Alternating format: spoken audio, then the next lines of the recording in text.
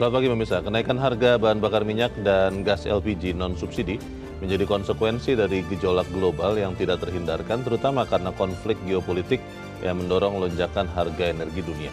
Meski kebijakan ini dinilai menjaga daya beli sebagian masyarakat, dampaknya mulai dirasakan oleh kalangan menengah hingga pelaku usaha kecil yang kini menghadapi tekanan ekonomi baru, serta potensi pergeseran konsumsi ke energi subsidi. Pemirsa, inilah editorial Media Indonesia edisi Kamis 23 April 2026 dengan tema antisipasi penaikan harga BBM dan LPG bersama saya Leonard Samosir.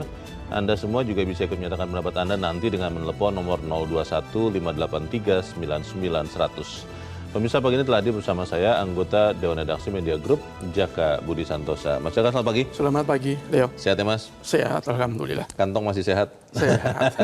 Kantong masih sehat, tapi kalau harga-harga naik, lama-lama bisa jadi tidak sehat. Pertanyaannya begini, Mas Jaka. Ini kan kalau bicara harga BBM, terutama yang non-subsidi, itu memang dari dulu kita tahu naik turunnya mengikuti harga pasar. Tapi harga bersubsidi ini karena memang untuk kelas menengah bawah, itu kan kebanyakan dipengaruhi oleh pemerintah. Apakah kemudian yang saat ini terjadi, maksudnya harga BBM bersubsidi ditahan, itu akan bisa terus terjadi melihat konflik di Iran, Amerika belum selesai, belum tahu juga ujungnya kapan? Atau sebenarnya apa pesan editorial pagi ini? Yang pasti kan kita harus mengantisipasi situasi yang masih penuh ketidakpastian. Kan? Dan mau tidak mau kan pemerintah sudah menaikkan harga BBM dan LPG non-subsidi. Dan kenaikan kali ini kan tidak tanggung-tanggung. Kalau sebelumnya harga BBM non-subsidi itu naik per 1 bulan, tapi kan kenaikannya tidak terlalu mengagetkan. Tidak sebesar sekarang ya? Tidak sebesar, paling 1.000, paling tinggi juga 2.000, dan itu tidak terlalu dirasakan oleh konsumen. Lainnya dengan sekarang BBM yang sekarang yang non subsidi, terutama untuk jenis Dexlite dan Pertamina Dex, itu kan naiknya kan sangat signifikan. Solar tuh ya? Solar, dan itu mulai dikeluhkan oleh para pengguna yang selama ini tidak terlalu terbebani, dan ini tidak boleh dibiarkan begitu saja oleh pemerintah. Harus ada antisipasi yang sangat serius, karena akan ada kekhawatiran akan terjadi migrasi besar-besaran dari mereka yang selama ini menggunakan solar non subsidi yang nilainya sekarang juga sangat tinggi ke solar yang bersubsidi. Dan kalau itu dibiarkan begitu saja, ya kita khawatir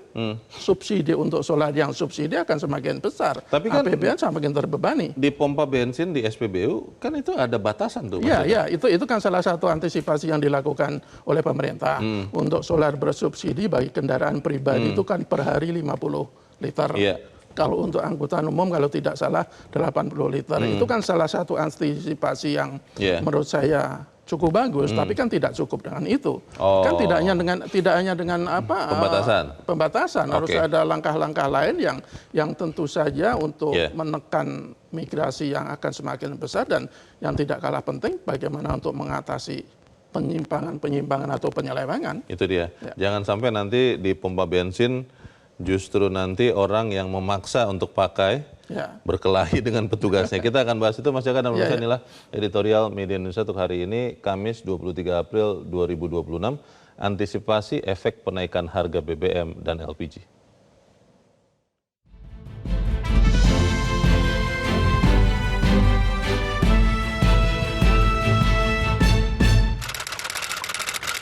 Antisipasi penaikan harga BBM dan LPG.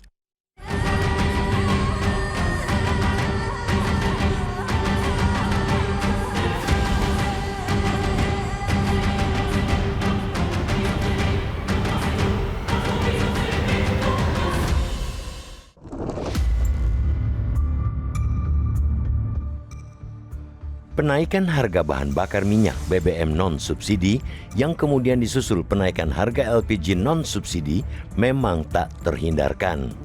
Berlarutnya perang antara Amerika Serikat, Israel, dan Iran yang berimpak pada melonjaknya harga minyak dunia membuat harga BBM dan gas atau LPG tidak bisa lagi ditahan di harga rendah.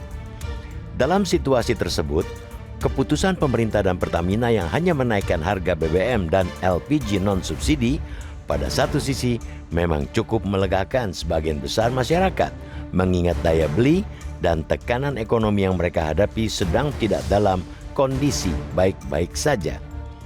Akan tetapi, di sisi lain, penaikan harga sebagian bahan bakar non-subsidi tersebut juga memunculkan persoalan. Pasalnya, penaikan dengan besaran yang cukup besar itu telah menciptakan disparitas harga yang signifikan. Akibatnya, timbul kekhawatiran migrasi konsumen ke jenis BBM atau LPG yang lebih rendah, termasuk subsidi bakal sulit dibendung. Tidak saja konsumen rumah tangga, terutama dari kalangan kelas menengah, banyak pula pelaku usaha mikro kecil menengah UMKM yang kewalahan untuk bertahan. Bagi mereka, migrasi memang menjadi salah satu, bahkan mungkin satu-satunya opsi. Hal ini mengingat mereka telah dipukul oleh kenaikan harga sejumlah kebutuhan sebelumnya, termasuk kenaikan harga plastik yang sangat tinggi sejak awal bulan ini. Selain persoalan migrasi pembelian, disparitas harga yang tinggi juga menimbulkan potensi penyimpangan distribusi dan penimbunan BBM subsidi, serta pengalihan LPG subsidi ke industri secara ilegal. Ini penyakit lama yang akan terus muncul setiap ada penaikan harga bahan bakar. Persoalan-persoalan itu menuntut pemerintah untuk menguatkan antisipasi, utamanya dalam pengawasan distribusi dan pembelian BBM atau LPG subsidi. Pengetatan distribusi bahan bakar subsidi mutlak dilakukan. Pemerintah harus memperbaiki sistem dan pengawasan karena yang ada selama ini terbukti masih menyisakan celah lebar. Hal ini krusial karena faktanya sampai hari ini praktek penyelewengan distribusi dan penimbunan bahan bakar subsidi masih banyak terjadi. Baru-baru ini pun polisi masih membongkar praktik penyimpangan BBM subsidi dalam jumlah besar. Dalam kurun 13 hari, yakni 7-21 April 2026, Polri telah menindaklanjuti 223 laporan dengan 330 tersangka. Total kerugian negara mencapai 243 miliar rupiah. Begitupun penyelewengan LPG 3 kg tidak kalah masif. Di berbagai daerah, LPG 3 kg masih mudah dibeli oleh siapa saja, tanpa perlu menunjukkan identitas apapun sebagai kelompok penerima. Hal itu menunjukkan pemerintah dan stakeholder terkait harus membangun sistem identifikasi dan verifikasi yang lebih andal. Harus dibuat pula sistem pengawasan berlapis yang melibatkan berbagai pihak. Pada saat yang sama, pemerintah juga harus lebih memperhatikan nasib kelas menengah yang pertahanan ekonominya kian lemah dengan penaikan harga berbagai jenis bahan bakar non-subsidi tersebut. Sebelum penaikan itu saja, sejumlah penelitian memaparkan bahwa banyak rumah tangga kelas menengah mengandalkan makan tabungan untuk menambal kebutuhan. Itu jelas mengkhawatirkan karena dalam struktur ekonomi kita, kelompok menengah ini menyumbang 70% konsumsi negara. Apabila daya beli mereka kian merosot, sementara tidak ada intervensi kuat dari negara untuk menopang kaum menengah, yang akan terdampak ialah roda perekonomian nasional. Banyak intervensi yang bisa dilakukan, termasuk pemberian insentif fiskal atau pajak, penguatan sektor real, ataupun perbaikan iklim investasi.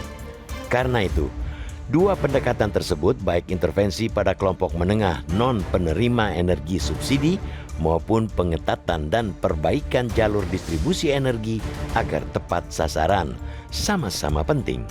Tanpa itu, bukan saja anggaran subsidi akan membengkak karena over kuota yang tidak terbendung, kelas menengah bukan tidak mungkin bakal semakin tersungkur.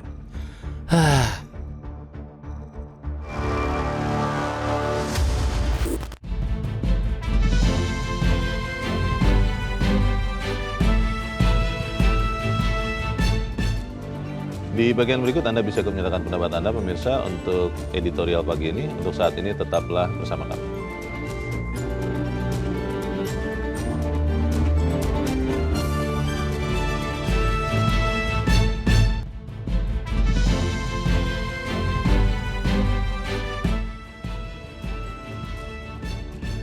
Terima kasih Anda masih bersama kami, dan sekarang kita akan mendengarkan pemirsa Metro TV. Mas Jaka, kita saat ini sudah terhubung dengan pemirsa Metro TV di Makassar, Sulawesi Selatan. Ada Ibu Lia. Ibu Lia, selamat pagi. Assalamualaikum. Waalaikumsalam Ibu Lia. Bagaimana Bu, ini harga BBM sudah naik yang non-subsidi ya, dan juga LPG. Ya. Pendapat Ibu seperti apa? Ini kalau ada kenaikan harus dibarengi dengan pengawasan yang ketat ini Pak ya. Karena tempo hari saja baru isu ini sudah kedapatan ya bahwa ada mobil Alphard isi BBM yang subsidi didapat di rumah artis yang menggunakan gas LPG 3 kg dan rumah pejabat dan sebagainya. Ini berarti pengawasan kurang ketat ya, karena yang seharusnya untuk masyarakat menengah ke bawah ini jatahnya dipakai oleh orang-orang yang pakai mobil mewah, pakai motor mewah, pakai rumah dan sebagainya, yang pejabat-pejabat dan sebagainya. Jadi harus ditindaklanjuti dengan pengawasan yang ketat, karena nanti akan merasakan nanti masyarakat menengah ke bawah ini Pak ya, karena nanti akan misalnya kalau tidak ada pengawasan orang-orang yang di atas ini yang menggunakan kesempatan untuk menimbun, dan ini juga sudah banyak kedapatan. Jadi memang pengawasan yang perlu ini supaya betul-betul apa yang diharapkan oleh pemerintah bahwa yang non subsidi itu untuk orang-orang yang menengah ke atas dan yang subsidi itu untuk orang menengah ke bawah betul-betul tercapai. Jangan sampai disalahgunakan oleh orang-orang yang tidak bertanggung jawab. Itu barangkali Pak. Terima kasih. Assalamualaikum. Waalaikumsalam. Terima kasih Ibu Lia di Makassar, Sulawesi Selatan. Selamat pagi Bu. Pengawasan yang ketat, Mas Jaka, itu bisa tidak? Ya harus bisa. Harus bisa. Karena persoalannya kan selama ini sekali lagi tidak hanya akan memicu migrasi, tapi juga penyelewengan. Karena kalau kita lihat, meskipun selama ini disparitas antara energi bersubsidi dan non subsidi tidak terlalu besar, itu penyelewengannya kan luar biasa besar.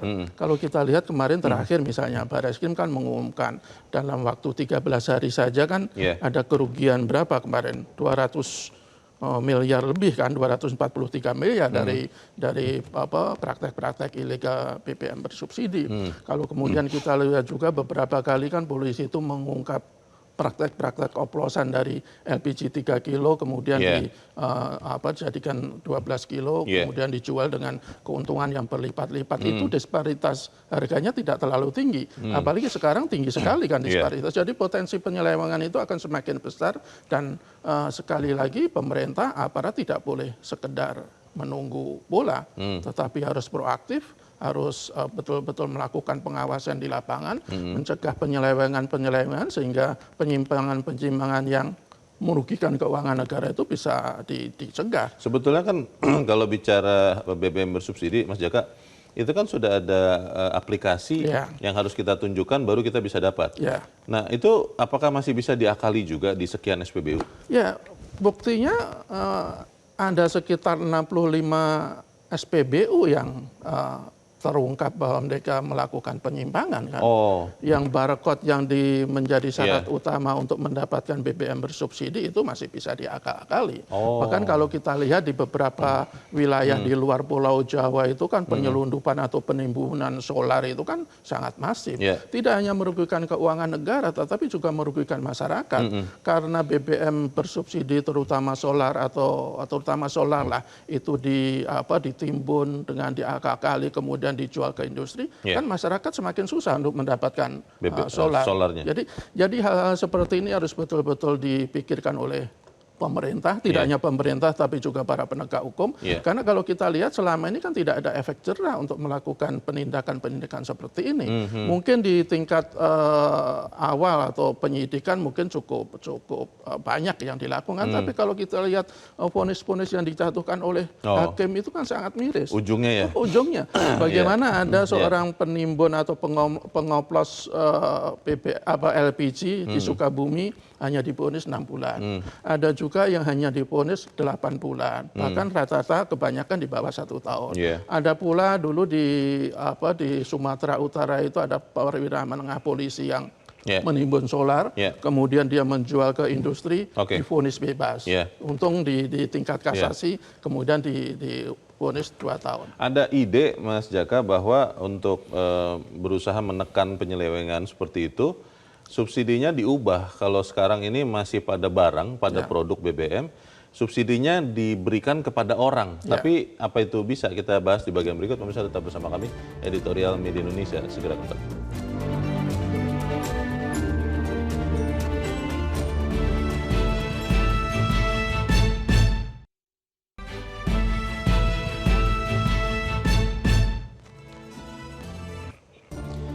Terima kasih Anda masih bersama kami. Kita di bagian akhir dari diskusi kita pagi ini. Mas Jaka, kalau usulan untuk subsidi kepada orang, Ya. itu bisa dilakukan tidak sih? Ya, usulan itu bagus, cuman menurut saya masih sulit untuk diterapkan. Karena apa? Ya karena kan data yang ada di kita itu kan masih jauh dari yang semestinya berlaku. Banyak sekali data orang yang semestinya orang miskin tetapi Tidak masuk. tidak masuk. Sebaliknya yang mampu tapi masuk dalam kategori miskin. Ya bagaimana kalau itu diterapkan sekarang, ya berarti sangat tidak tepat sasaran. Jadi memang perlu langkah yang betul-betul komprehensif, pembenahan di semua lini, semua cara betul-betul dilakukan secara maksimal sehingga apa yang dilakukan atau hasilnya itu nanti betul-betul tepat sasaran dan tidak membebankan mereka yang seharusnya tidak terbebani. Tetapi kalau datanya masih sekarang ya agak sulit untuk kita berharap subsidi diberikan ke orang. Jadi kalau untuk jangka pendek menurut saya yang paling penting harus dilakukan seperti tadi Bu Lia katakan ya pertama pengawasan dan yang paling penting adalah tepat sasaran. Jadi kalau pengawasan itu dilakukan sejak awal, sejak dini, sejak mulai dari hulu, ya mudah-mudahan program yang dilakukan oleh pemerintah itu tidak diwarnai dengan penyelewengan yang akan semakin masif kan. Kalau untuk kelas menengah kan selalu dikatakan kelas yang paling tidak beruntung karena tidak dapat subsidi tapi mampu banget juga enggak gitu. Betul. Untuk kelas menengah ini bagaimana, Mas? Iya betul, itu yang selama ini luput dari perhatian pemerintah ya. Ya mungkin pemerintah itu berpikir ya kalau kelas menengah itu pasti mampu. Padahal tidak. Kalau kita lihat umpamanya para pensiunan misalnya yang sebulan ada tetangga saya itu sebulan hidup di Jakarta dengan uang pensiun sekitar 3 juta misalnya. Itu bagaimana kita bisa mengatakan dia orang mampu? Bagaimana kita bisa mengatakan dia tidak berhak untuk mendapatkan subsidi, BBM bersubsidi atau LPG bersubsidi. Jadi hal-hal seperti ini harus betul-betul dilakukan oleh pemerintah, diperhatikan oleh pemerintah, sehingga semua rakyat yang ada di negara kita itu betul-betul mendapatkan haknya ketika dia berhak dan tidak mendapatkan haknya kalau dia tidak berhak. Kan hanya seperti itu. Ini pekerjaan yang tidak mudah, tetapi harus dilakukan oleh pemerintah. Pemerintah itu kan tugas pemerintah itu akan memastikan keadilan di bagi seluruh rakyat Indonesia.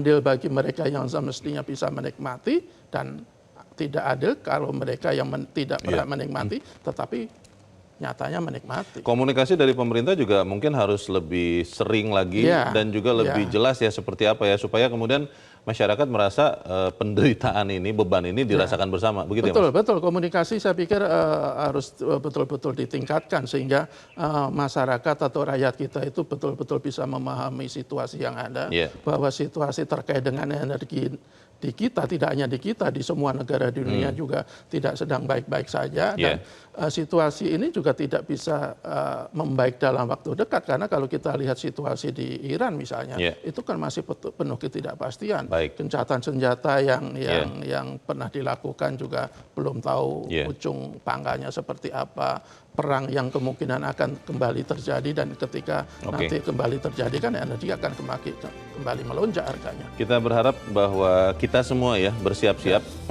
untuk menghadapi efek dari atau dampak dari kenaikan harga BBM dan LPG. Mas Jaka, terima kasih sudah hadir di tempat ini. Selamat pagi, Mas. Selamat pagi. Pemirsa, situasi sekarang ini menuntut langkah antisipatif pemerintah tidak hanya dalam memperketat distribusi energi subsidi agar tepat sasaran, tapi juga menghadirkan kebijakan yang mampu menopang daya beli masyarakat, khususnya kelas menengah. Tanpa intervensi tepat, tekanan ekonomi berisiko meluas dan dapat mempengaruhi stabilitas ekonomi nasional secara keseluruhan. Saya Leona Samosir, terima kasih Anda sudah menyimak editorial Media Indonesia untuk pagi ini. Terus jaga kesehatan Anda, terus jaga nurani Anda. Selamat pagi, sampai jumpa.